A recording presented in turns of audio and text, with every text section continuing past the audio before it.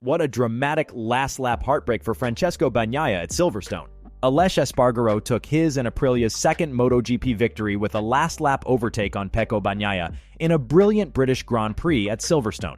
Bagnaia led for the vast majority of the distance and looked to have his challengers covered off even as conditions changed, yet was ultimately outfoxed by Espargaro, who had started only 12th. Like in the sprint, KTM rider Jack Miller got the best jump from the front row, and this time he was able to cover off polesitter Marco Bezzecchi at turn 1.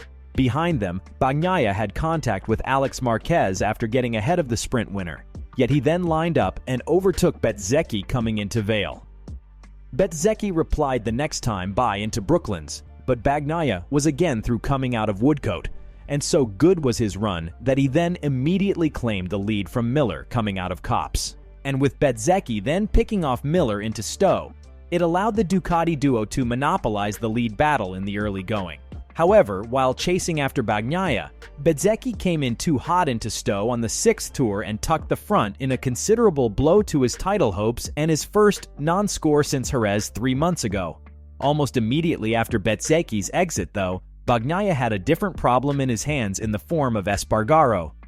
The Aprilia rider ran behind teammate Maverick Vinales early on, but when Marquez overtook Miller coming into Copse, Vinales tried to slot into the gap as well, and instead took himself wide and Miller off track. This meant 4th place for Espargaro, and he quickly turned that into 3rd by working his way past Marquez at Village.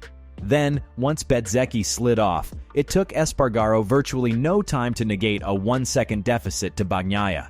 Getting clear of him, though, predictably proved a much sterner challenge, and with Espargaro tucked in behind Bagnaia, Vinales closed back in too, while dragging KTM's Brad Binder along with him after overtaking the South African at Village. Neither of them had to clear Marquez, as by that point he had retired with an apparent gear selection issue, a potential knock-on effect from the contact with Bagnaia.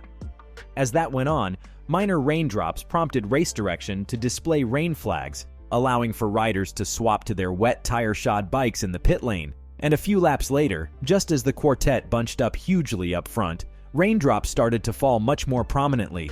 Bagnaia was given breathing room in the meantime by Vinales overtaking Espargaro, but then slowing up amid the rain threat, with both Aprilia riders dropping behind Binder. But with 4 laps to go, Espargaro reclaimed 2nd place from Binder at Village, and again swiftly arrived on the back of Bagnaia. This time, the overtake was on Espargaro drawing alongside of Bagnaia on the exit of Copse on the final lap, squeezing him towards the border of the track and just nipping ahead entering Maggots.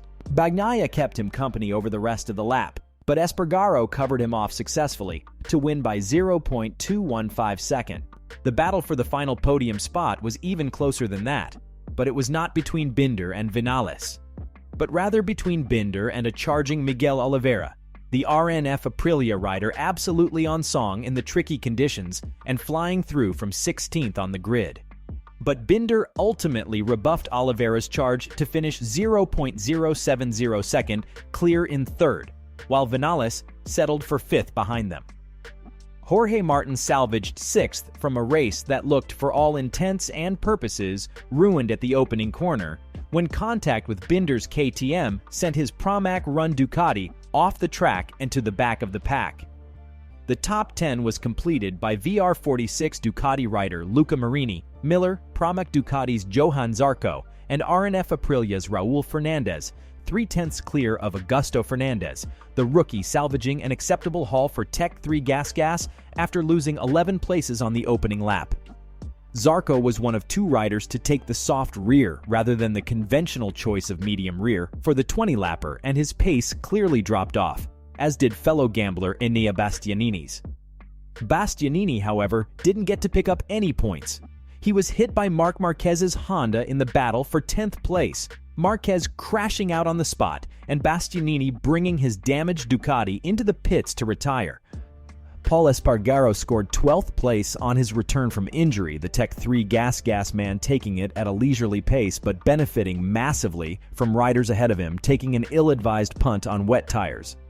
Those riders were Fabio Di Gianantonio, Franco Morbidelli, Takaki Nakagami, and Iker Lecuona, with the first 2 even salvaging some points thanks to attrition. They were also both promoted one spot by a clumsy accident for Yamaha's Fabio Quartararo late on. Quartararo was fighting in the top 10 when he clipped Marini's Ducati, mangling his own front fairing and having some of it get stuck in his front wheel. Yet he managed to return to the pits, swap bikes, and even ultimately finished 15th, picking up a point. The only other retirement was Joan Mir, crashing his Honda 3 laps into the race. Bezzecchi's exit means Martin is now again the closest rival to Bagnaia in the standings. But the reigning champion is now 41 points clear, with only 37 available per race weekend. What an epic British Grand Prix. Aleix Espargaro's last lap stunner and Pecco Bagnaia's agony made for an unforgettable finish. Can Bagnaia rebound in Austria? Will Bastianini and Quartararo keep up their title charges? Let us know your thoughts in the comments section.